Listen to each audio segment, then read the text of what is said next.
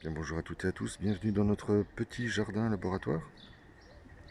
Vous êtes plusieurs à me réclamer une vidéo et je profite de l'occasion qui m'est donnée pour vous remercier de votre confiance et de suivre ce petit travail de transformation, de création d'abord et puis de transformation d'une pelouse en un petit jardin nourricier. Alors vous allez voir, cette semaine et ces 15 derniers jours sont constamment réglés par la pluie. Encore cet après-midi, nous allons en avoir.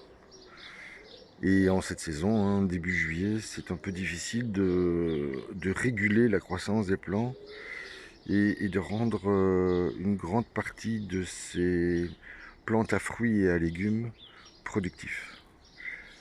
Bien, nous essayons, malgré les fortes contraintes liées à l'humidité constante et qui augmente de jour en jour. Alors vous allez le voir, il y a certains plants qui souffrent plus que d'autres. C'est également l'apparition des premières maladies cryptogamiques, type botrytis et oïdium. Mais voilà, pour l'instant c'est régulé. Et les plants n'ont toujours pas été traités au bicarbonate de soude, que j'affectionne particulièrement. J'aurais pu mettre de la bouillie bordelaise cette année, mais voilà, j'ai toujours pas envie d'en mettre. J'essaye de rester le plus naturel possible. Et bien évidemment, ça nous oblige à faire un peu de gymnastique intellectuelle pour tenter de modifier le pH des plantes, ce qui n'est pas toujours très facile. Alors rapidement, cette planche a été en partie nettoyée. Vous voyez que le persil a blanchi, jauni.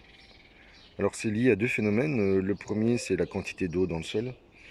Et la deuxième explication, c'est très certainement la présence de la mouche du persil, qui est la même que la mouche de la carotte, alors qu'il n'y a pas de carotte dans ce jardin. Et voilà, je voulais les conserver pour en faire des graines. Je ne sais pas encore si je vais pouvoir le faire. Alors vous voyez que les poireaux ont été repiqués cette fois-ci bien plus profondément que les poireaux d'hiver. Ils ont été placés à peu près entre 12 et 15 cm de profondeur, de façon à obtenir beaucoup de blanc. Et en à peine 24 heures, grâce à toutes ces pluies, ils se sont tous redressés. Donc voilà, ça se passe bien. J'espère que la saison nous apportera un peu de chaleur et beaucoup de lumière pour qu'ils puissent croître dans de bonnes conditions. Alors je vais devoir nettoyer la fraiseraie. Je vais laisser les fraises en place cette année, puisque selon les anciens, elles sont bien meilleures la seconde année. Après quoi, eh bien, j'utiliserai les gourmands pour faire de nouvelles plantations.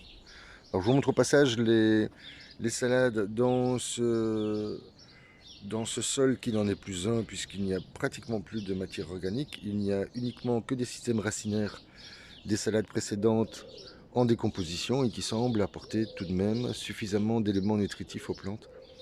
Donc pour l'instant, l'expérience fonctionne. Je ne sais pas si elle se poursuivra à l'avenir. C'est l'occasion d'observer si cette technique peut être reproduite dans le temps ou pas. Alors dans cette planche-ci, ça se passe relativement bien. Je réponds à Laurence qui me demande quoi mettre comme couvre-sol dans sa serre. Eh bien moi je l'inviterais à mettre un broyat comme celui-ci d'à peu près 2 à 3 cm, mais sur une couche relativement fine, ne pas dépasser les 5 cm. Je pense que en y plaçant des copeaux de hêtre, comme c'est le cas ici, ils vont jouer le rôle d'hydro-rétenteur et permettre de réduire la quantité d'eau présente à la surface du sol et qui ont tendance à favoriser le développement des maladies cryptogamiques. Tiens, je vous remontre la tomate à poil, vous vous souvenez? Et bien même dans sa première étape de croissance, vous voyez, elle a également de petits poils. Puis ensuite elle les perd pour former ce joli fruit qui, je l'espère, pas de maladie, pas de cul noir, et qui, bien je l'espère, m'apportera toute la bonne surprise que j'attends de ce plan très particulier. Donc je viens de couper un gourmand, enfin non, il y a 2 jours, non, hier, pardon, et pour essayer d'en faire un deuxième. En parlant de gourmand, alors rapidement, voilà, j'ai nettoyé les poivrons et les piments, et ben, vous le voyez, hein, ce mulch joue son rôle, hein. Donc il nourrit constamment le sol, et voilà, les plants se portent, ma foi, très bien, malgré, je vous dis, ces basses températures et cette période d'humidité que nous rencontrons. Alors en parlant de gourmands, eh bien, je vous les montre, ils sont ici. Vous voyez, j'en ai replacé deux, et ma foi, ils sont plutôt vigoureux, et ils ont été placés il y a 3 jours, et ils faisaient la moitié de cette taille. Donc je crois que c'est bien parti. Et ce basilic qui est magnifique. Alors évidemment, avec pour vous montrer sa taille, voilà. Et j'en ai déjà prélevé une bonne quantité.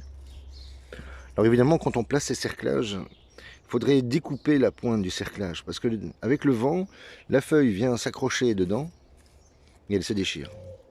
Voilà, bien. Pour l'année prochaine, je veillerai à ce que ça n'arrive plus. Mais je pense que c'est une bonne idée de placer un cadre autour, d'autant que nous avons hier une immense tempête. Enfin, je dis immense tempête. Tempête très importante qui m'a causé quelques soucis. Avant ça, je vous montre peut-être le botrytis qui commence à faire son apparition sur ce plan. Vous voyez, il faut être vigilant. Je pense que je vais devoir le prélever, le retirer aujourd'hui et laisser partir le gourmand qui est à côté. Botrytis, c'est cette maladie. Alors, je vais vous montrer ici. Vous voyez, ce champignon qui vient se fixer à la base des plantes, à la base des feuilles, pardon. Donc, la feuille se place ainsi et elle reçoit de l'humidité.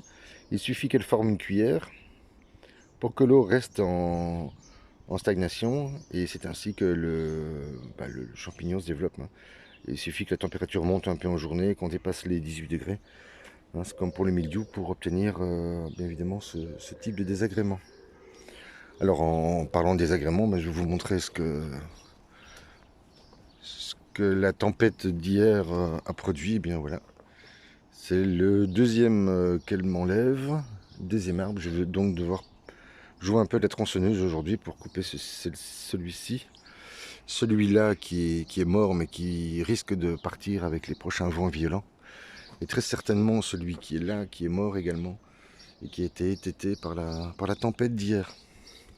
Enfin, rien de très grave, sinon que ça a tendance à faire ploire les plants, et ça c'est un bon indicateur, c'est-à-dire que je vais devoir les retirer. Vous voyez que les salades ont énormément de mal aussi, hein, en cette période de très forte humidité. Je les laisse aux oiseaux, ils sont en train de se régaler avec. C'est principalement eux qui viennent les manger. Oui, même le coqueret du Pérou a des difficultés, hein. Il devrait déjà produire une quantité importante de fruits, et ce n'est pas le cas. Vous voyez, à la base, il n'y a rien, alors que précédemment, alors où peut-on en voir? Voilà, ils sont ici. Vous devinez, cette clochette dans laquelle se cache eh bien, ce fruit délicieux au goût d'orange fraîche. Qu'est-ce que je peux vous montrer? Vous voyez que les courgettes raffolent de ce temps, donc des températures avoisinant entre 16 et 21 degrés chaque jour, et avec 80-85% d'humidité. Elles sont pratiquement toutes en fleurs déjà, et apparaissent les premières courgettes. Alors, je sais pas si on la voit bien. Voilà, et c'est ainsi un peu partout. Alors vous voyez que les tomates cerises, on est en train de dépasser les 2 mètres sur certains plants. Voilà, je pense que ce serait une belle récolte. Ici, il y a une subtilité, à savoir que comme j'utilise des suspentes en corde à ballot, il est important de chaque jour replacer les feuilles pour libérer le bouquet. C'est-à-dire que chaque jour, il faut replacer les feuilles dans le bon sens. Alors c'est une étape qui me prend une demi-heure pour l'ensemble du jardin, mais voilà, qui est, je pense, très, très utile. De même que les gourmands, retirer les gourmands comme ici par exemple, vous voyez, qui est à la base du futur bouquet, et qui va le gêner dans sa croissance. Donc celui-ci, je l'enlève. S'il y en avait eu un à droite, je l'aurais laissé, hein, parce qu'il n'aurait pas gêné le développement des fruits. Voilà, les pois de senteur, hein, je pense que c'est important d'en mettre dans le jardin. indépendamment de l'odeur qu'il procure. Il vous évite également d'avoir la mouche blanche, hein, la mouche de la tomate qui est qui vient piquer comment dire, le plant et et le plant finit par dépérir et les fruits, les tomates ne sont de très mauvaise qualité. Je vous montre les courgettes niçoises ou italiennes, c'est selon, hein, selon les écoles. Vous savez que dans chaque pays, c'est un peu comme ça, hein. On est un peu fier un peu chauvin, un peu fier de son patrimoine. Et voilà, pour les uns, c'est une tomate française, pour les autres, c'est une tomate italienne. Alors voilà, quelques tomates, oui, qui souffrent également, hein, des fortes températures. Elles ont tendance à se fracturer à la base, là où était la fleur. Vous remarquerez, j'ai coupé mon ongle, hein, je ne m'en sers plus pour retirer les gourmands. Ce n'est plus utile maintenant. Belle grappe de tomates. Dans ce jardin, nous avons à peu près un peu plus de 40 variétés maintenant. Vous voyez, un des désagréments sur une tomate qui est relativement fragile, hein, c'est la cœur de bœuf originale. Et voilà, quand la fleur... Ah non, ici, vous voyez, c'est une erreur de ma part. Voilà, simplement la fleur. Vous voyez, pas de souci pour l'instant de cul noir. Faut dire que cette année, j'y ai mis suffisamment de carbone, de calcium. Et dans le mélange, puisque hein, vous le savez, je n'arrose pas pardon, dans ce jardin, je nourris mes plantes. Et dans une partie de mes purins, j'y place des bananes. J'oblige un peu les gens autour de moi à en manger, de manière à pouvoir les placer directement d'abord dans mes composts en hiver, et puis ensuite dans les purins de consoude, d'ortie et de prêle et de bananes. Hein, ce qui permet d'obtenir un purin de qualité. Et les mini tomates. Alors vous remarquerez que cette partie-ci a été réaménagée. Les petits pois ont été retirés. J'y ai placé des fans de tomates dessus. Et je vais les laisser comme ça pendant quelques semaines.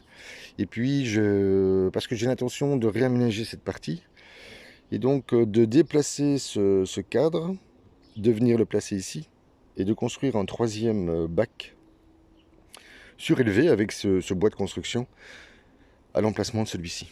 Donc j'ai retiré les pommes de terre. Vous vous souvenez de ce mélange particulier? Eh bien, regardez. Sa qualité, obtenue en seulement une année. Hein, l'année passée, j'avais déposé du broyat durant tout l'hiver. Et puis, je suis venu le couvrir avec ce mélange de paille, de broyat. Et des morceaux parfois très conséquents, hein, comme ici, qui font 20 cm. Avec du crottin de cheval très pailleux. Bah, vous voyez le résultat obtenu. À partir de maintenant, j'ai une terre qui va être facile à travailler, hein. Je passe simplement un coup de grelinette et je peux commencer les plantations. Sans doute ici les derniers poivrons, puisque la tempête a également découvert la structure qui était dessus, sur ces suspentes. Et je vais donc ne pas la recouvrir en prévision de la prochaine tempête. Et je vais placer ici les poivrons. Normalement, ils recevront l'ensoleillement du matin jusqu'à l'ensoleillement de l'après-midi. Et un peu en fin de soirée, puisqu'à ce moment-là, l'ensoleillement apparaît là-bas. Voilà. Et la récolte, ici, ce sont des Nicolas. Voici la moitié de la planche. Donc sur une planche de moins de 4 mètres, 3 mètres 60 de mémoire, voici ce qui a été obtenu. Donc à peu près 10 kg. Mais j'avais commencé par découvrir le premier coin là-bas sur cette planche. Et donc je dois être à 14 kg à peu près sur 3 mètres. C'est plutôt pas mal, hein. Ça fait un peu moins de 5 kg au mètre carré. Et je pense que dans la production intensive agricole, on est autour des 3,5 kg. Donc voilà, je pense que c'est plutôt bien. Il va falloir que je m'occupe puisque j'ai libéré la place, les framboisiers évidemment se sont déployés et je vais devoir voilà, les replacer sur cette structure. La serre s'est envolée hier. Voilà, ça a détruit pas mal de plants qui étaient mal fixés. Mais je dois dire que dans l'ensemble, je suis assez satisfait. J'ai pu passer à travers cette tempête. Vous voyez, les plants de tomates. Toujours important de vérifier s'ils n'ont pas des attaques. Voilà, ce n'est pas le cas ici. Et les petites tomates. Ça, ce sont les tomates lemon juice, donc qui sont jaunes et qui ont un goût de citron. Et je pense que le fait d'avoir protégé l'ensemble des plants de tomates avec cette structure est vraiment une bonne idée. Cette treille apporte énormément de confort aux plantes. Alors les tournesols bien laissent apparaître leur jolie couleur. Voilà, ils vont également jouer leur rôle d'attirer les insectes. Et avec les graines, que vais-je faire, me direz-vous? Eh bien, elles sont destinées aux oiseaux et aux poules. Alors sur certains plants de persil, j'ai quelques soucis. Je pense que c'est lié à un double phénomène. Le premier, eh bien, c'est la grande quantité d'eau qui est tombée dans ce petit jardin. Et la deuxième possibilité, mais je vais devoir le vérifier, c'est sans doute la présence de la mouche de la carotte, qui est la même que la mouche du persil. Et qui fait jaunir un peu le persil un peu partout. Mais bon, rien de dramatique. Vous voyez ce petit jardin qui prend fière allure et qui est constamment visité par une foultitude d'insectes. Voilà, et ça devient un lieu plutôt agréable. Alors, petit souci, donc je vous le disais, qui est la présence de botrytis à certains endroits, voilà, comme ici par exemple, oui. Vous voyez, l'eau a dû stagner ici. Pas suffisamment de vent pour sécher les feuilles. Alors vous voyez, moi j'enlève simplement la feuille qui est atteinte, comme celle-ci. Voilà. Celle-là également. Oui.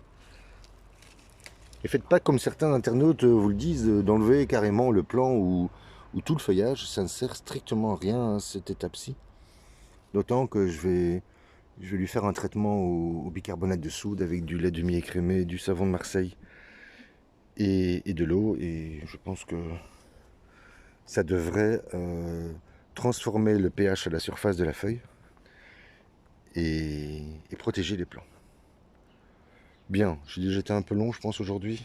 Allez, je vous montre quand même ces plants que je trouve superbes, mais qui me causent quelques soucis. Parce ils sont fort denses.